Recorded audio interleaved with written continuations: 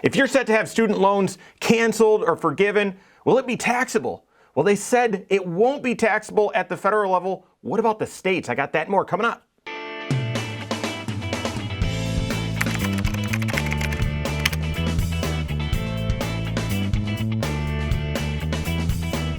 My name is Mike Bernard. I'm the host of the Wise Money Show. I'm also one of the certified financial planners right here at Korhorn Financial Group. Make sure you hit that subscribe button, turn on notifications, and smash that thumbs up button. All right, so student loan cancellation is still in process right now. We still don't know a ton of details, but we should know that very, very soon. And just again to recap, eligible borrowers of student loans are able to receive cancellation or forgiveness of up to $20,000 of their federal student loans. In order to be eligible, you've got to have income of $125,000 or less as a single individual, $250,000 or less married, and those income years, it has to be in either 2020 or 2021.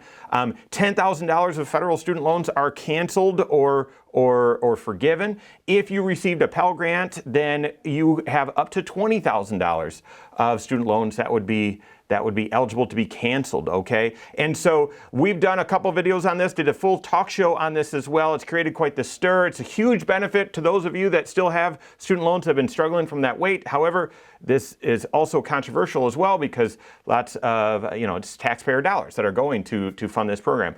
Lots of questions about the program were released and we answered them. And the big question was, is it going to be taxable? Now, this might not immediately have come to mind, but previously, cancellation of debt it's taxable, okay? So discharging of debt is taxable income, is considered taxable income. That applied to student loans as well. Even though they had the different forgiveness programs, the income-based repayment and those sorts of things, when your debt then got discharged or canceled or forgiven, that was taxable to you.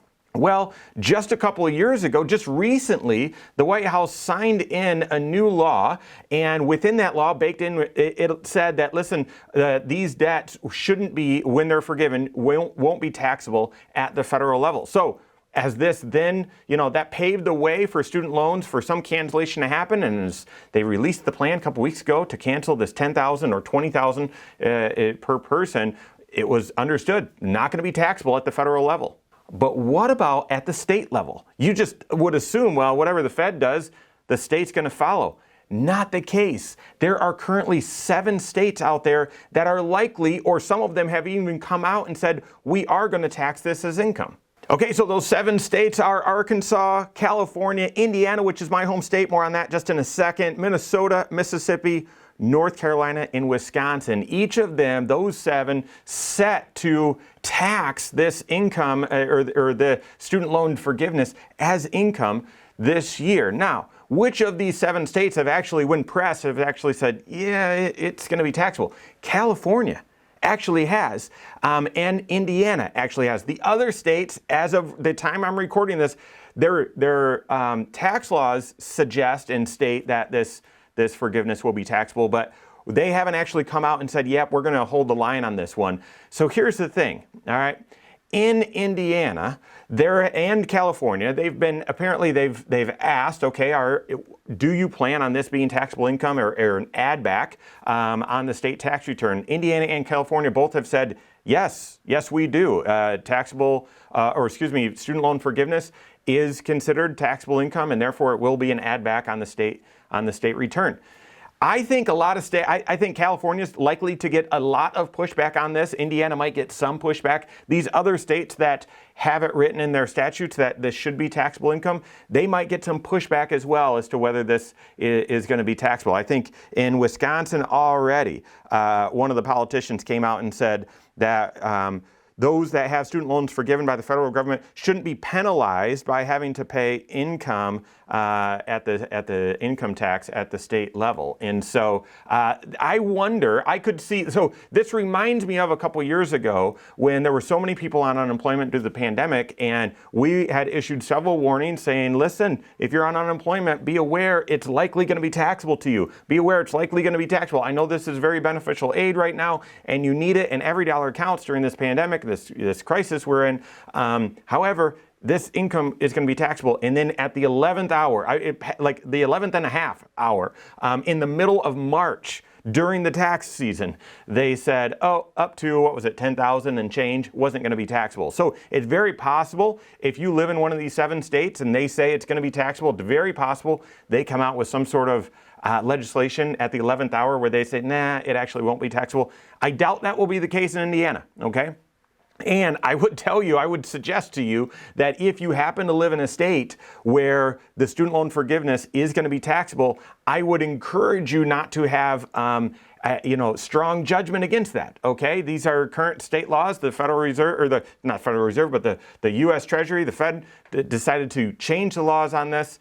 And if the states don't, okay, you're still getting a massive benefit. Instead of having some judgment on the state, if you live there, instead be prepared. Okay, so in Indiana, we'll just do the math really simply. In Indiana, state tax is around 3.2%, and then each county has a tax as well. Chalk it up to 5%. That's what we use for planning purposes. That state and local taxes in Indiana, around 5%. That can vary again depending on the county.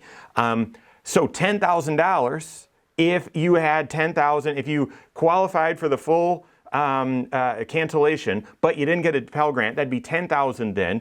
A 5% tax on that, that'd be $500, okay? If you qualified for the full $20,000 of forgiveness, 5% on that $20,000 of forgiveness would be $1,000. And certainly between now, end of September, to February, March, April, when you're going to file your taxes, hopefully that's enough time, because you're not going to have to make your student loan payment for the rest of the year. Even if this cancellation and discharge doesn't pay off all of your student loans, you won't have to make a payment until the beginning of the year, and that payment would be reflected, would be adjusted down because of this cancellation. Hopefully that gives you enough time to save up in advance for any tax that would be incurred.